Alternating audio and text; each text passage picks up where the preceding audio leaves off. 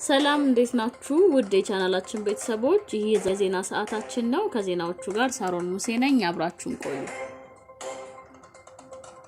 ብልጽግና ከ8000 በላይ አመራሮች ላይ እርምጃ ወሰደ። ገዢው ብልጽግና ፓርቲ በመላው ሀገሪቱ ካሉ አባላቱ መካከል ወደ 9000 በሚጠጉ ላይ በስነ ስርዓት ጉድለትና በአፈጻጸም ድክመት ምክንያት እርምጃ መውሰዱን አስታወቀ። የፓርቲው ምክትል ፕሬዝዳንት አቶ አደም ፋራህ ይህንን ያሉት በብልጽግና ፓርቲ ስራ አስፈጻሚ ኮሚቴ ስብሰባ የሰጡ ውሳኔዎችን አስመልክተው ማብራሪያ በሰጡበት ወቅት ነው።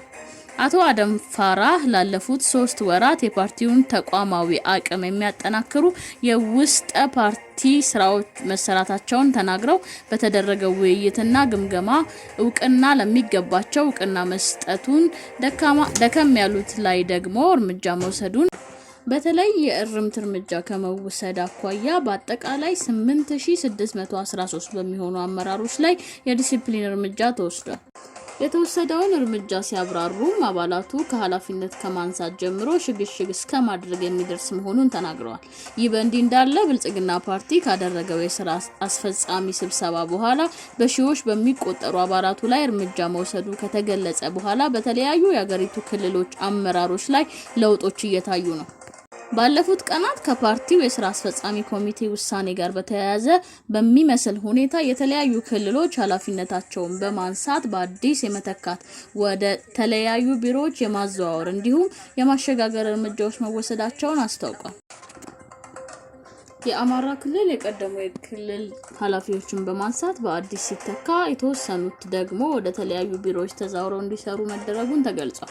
የክልሉ ርዕሰ መስተዳድር አቶ አረጋ ከበደ አዲሶቹ ተሿሚዎች ኃላፊነቱ የተሰጣቸው የአመራር ብቃት፣ የስራ ልምድ፣ የትምህርት ዝግጅትና ስነ ምግባራቸውን መሰረት በማድረግ መሆኑን ጠቅሰዋል። ርዕሰ መስተዳድሩ ከሾሟቸው 35 አዳዲስ ተሿሚዎች መካከል 7ቱ አማካሪዎቻቸው መሆናቸው በክልሉ ኮሙኒኬሽን ጽህፈት ገጽ ላይ መውጣቱ መረጃው ያሳያል። በደቡብ ምዕራብ ኢትዮጵያ ክልል አዲስ የተሾሙና የተሸጋሸጉ አመራሮች ቁጥር 15 ነው። የጋምቤላ ክልላዊ መንግስት በበኩሉ በ2017 በተደረገ አመራር ምዘና መሰረት የክልሉን ሰላምና ልማት ለማስቀጠል እንደሚችሉ የታመነባቸው በማለት ለ66 አመራሮች ሹመትና ሽግሽግ መደረጉን አስታውቋል።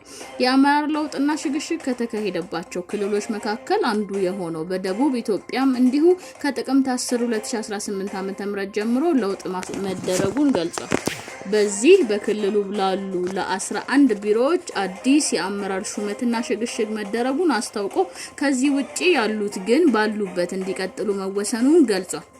ስነ ምግባርና የሥራ አፈጻጸም ብቃትን መሰረት በማድረግ ተካሄደ የተባለው ሹመትና ሽግሽግ ይፋ የሆነው በአገሪቱ በየ5 ዓመቱ የሚካሄደው ምርጫ 7 ያህል ወራት ሲቀሩ የጅቡቲ መሪ በቀጣይ ምርጫ እንዲወዳደሩ የእድሜ ገደብ ከህገ መንግስቱ እንዲነሳ ተወሰነ። የጅቡቲ ፓርላማ የሀገሪቱ ፕሬዝዳንት ለ6ኛ የስልጣን ዘመን እንዲወዳደሩ በሀገሪቱ ህገ መንግስት ላይ የተቀመጠው የእድሜ ገደብ በሙሉ ድምጽ አነሳ። የ77 ዓመቱ አዛውንት ኢስማኤል ኦርማጊሌ በቀይ ባህርና በኤደን ባህር ሰላጤ መካከል ባለው ቁልፍ ቦታ ላይ የምትገኘው ትንሽ የሀገር ጅቡቲን ላለፉት 25 ዓመታት መርተዋል። የጅቡቲ ህገ መንግስት አንድ መሪ እድሜው 75 ዓመት ካለፈው ለፕሬዝዳንትነት መወዳደር እንደማይችል ይከለክላል።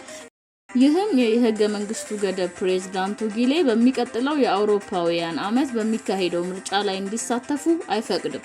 ነገር ግን ፕሬዝዳንቱ ለተጨማሪ የስልጣን ዘመን እንዲወዳደሩ ለማስቻል የህገ መንግስቱ ማሻሻያ ተዘጋጅቶ ለሀገሪቱ ፓርላማ እሁድ ዕለት ቀርቦ በሁሉም አባላት ተቀባይነት አግኝቶ መጽደቁን አፈጉባኤው ለፈረንሳይ ዜና ወኪል ተናግረዋል። ይሁንና አሁን በጅቡቲ የፓርላማ አባላት እንዲሻሻል የተወሰነበት ለፕሬዝዳንትነት በሚወዳደሩ እጩዎች ላይ የእድሜ ገደብ የሚጥለው አንቀጽ በአገሪቱ ህገ መንግስት ውስጥ እንዲካተት ያደረጉት ራሳቸው ፕሬዝዳንት ኦማር ጊሌ ነበሩ።